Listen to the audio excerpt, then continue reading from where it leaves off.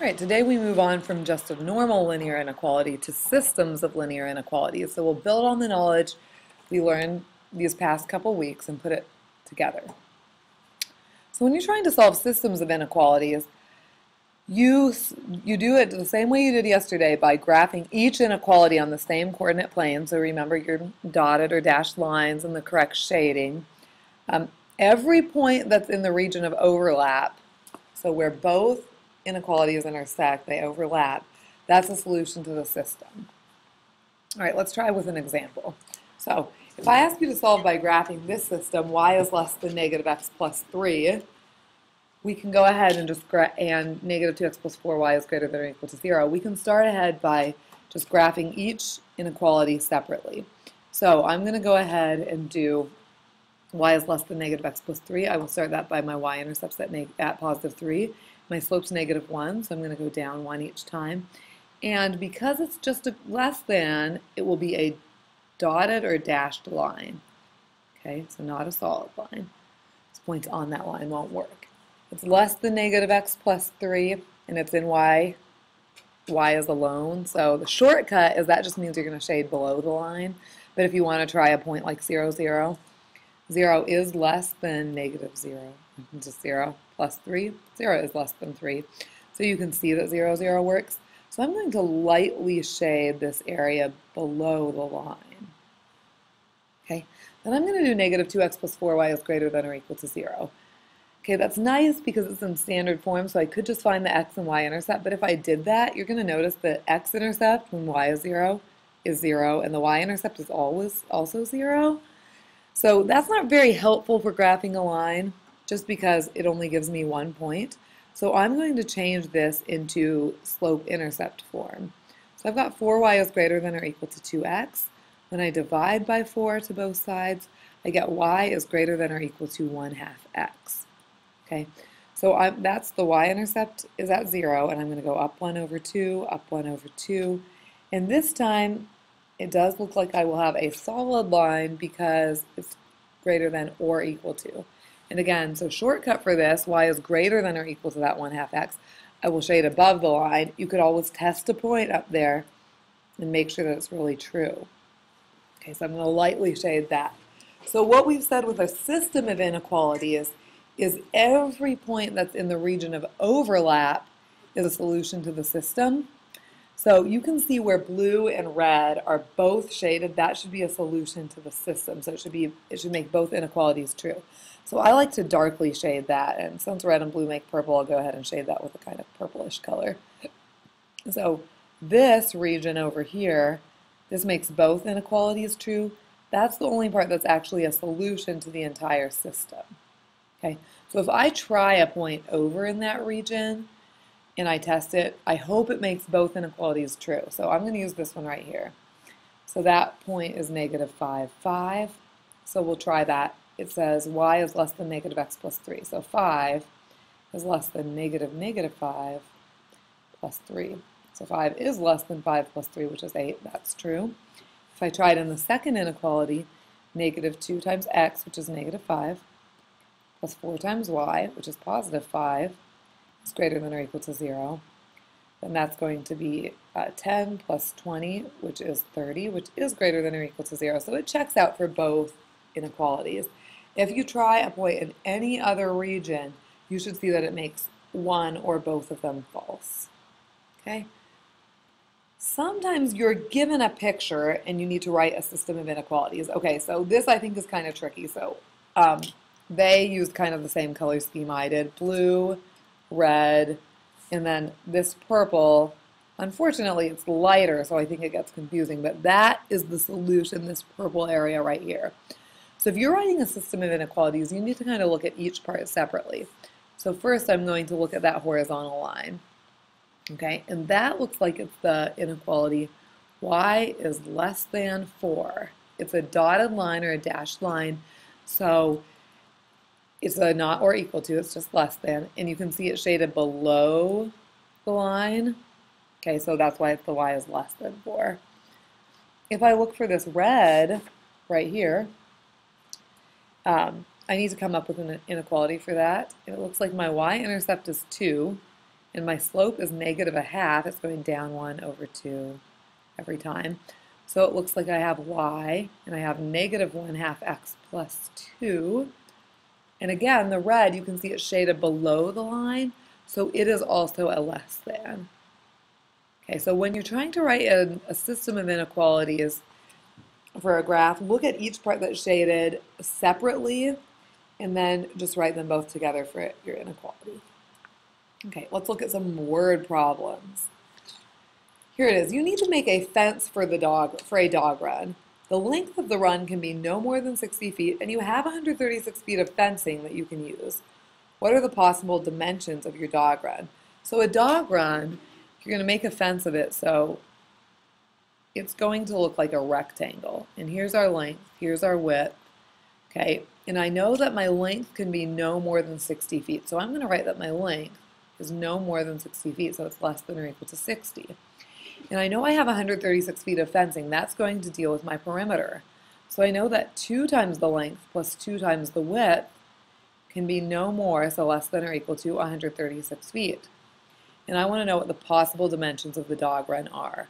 So we're going to graph this. Obviously, you can see I've put a 1-quadrant graph here because we don't need any negative numbers for this situation because we won't have a negative length or width for that dog run. And so now I just need to focus on making a decent scale and figuring out stuff. Okay, so I think I'm going to count by 4s, but I'm only going to mark every other one. So I'm going to do 8, 16, 24, 32, 40, 48, 56, 64, 72, and 80. And I'm also going to do that on the y-axis. Okay, because that my second equation looks pretty symmetrical. And so after I've done that, I'm going to call my x-axis length and my y-axis width. You could switch those around if you want. Those that keep going up. And then for my first, that's a 5, you sure can't tell that. For my first inequality, the one that says L is less than or equal to 60, what I would do is I would find my L, so that's my length, it has to be less than or equal to 60, so I'm going to find that area, and it says it's less than or equal to, so I'm going to make a solid line. And I'm going to shade less than, which is going to be over to the left of that. Those are the numbers that are less than or equal to 60. When I do my second one, that's in standard form. So I'm going to find my x and y intercept. So 2L plus 2W equals 136. If I make the W 0, 2L is 136. My L intercept in this case is 68. So I'm going to make a mark there. I'll use a different color, that would be good. And my W intercept in this case is also 68. And then I would draw a line between those. And it also would be solid, and it's less than or equal to, we want the areas that are below that line. You can see in this case you don't actually have a very big region of overlap. There's just that little tiny area to make that work. So if I try to find that little tiny area right here, and I want to come up with possible dimensions of the dog run, those would just be only numbers that are in that little area. And I'm having a little trouble getting it to shade in well, but it would not go in the negatives like I got it there. So just things in that area would work for your dog run. Okay, and they don't have to be whole numbers because this is just lengths. All right, so next thing that we're going to look at is one more word problem and then we'll be wrapping up. Okay, so this one, suppose you have 2 jobs. Babysitting pays $5 per hour and sacking groceries pays $6 per hour. You can work no more than 20 hours each week, but you need to earn at least $90 per week. How many hours can you work at each job? So we're going to be looking again. We need to figure out our variables here. I would probably want to call babysitting hours babysitting. I'll call that B. So hours babysitting is going to be B. And then I'm going to call stacking groceries. So your hours of stacking groceries. I'll call that G. Groceries. So if I'm making a system of inequalities, I need to think about what this is asking. So it says you can work no more than 20 hours per week. So altogether, when you babysit and you stack groceries, that cannot equal more than 20. So we would get that by B plus G, and that has to be less than or equal to 20. Okay, and we need to earn at least $90 per week. So then, this time we're going to care about our money. So if I babysit for B hours, I earn 5 times B for my money. And if I stack groceries for G hours, I earn 6 times G for that. So 5B plus 6G is all the money I'm going to earn. That has to be at least $90 per week. So I need to earn greater than or equal to $90 per week. So to make this work, I'll call babysitting my X, and I'll call groceries my Y, and I'll try to come up with a decent scale. I'm just going to simply count by ones in this time. So this is going to be 20 and 20, okay?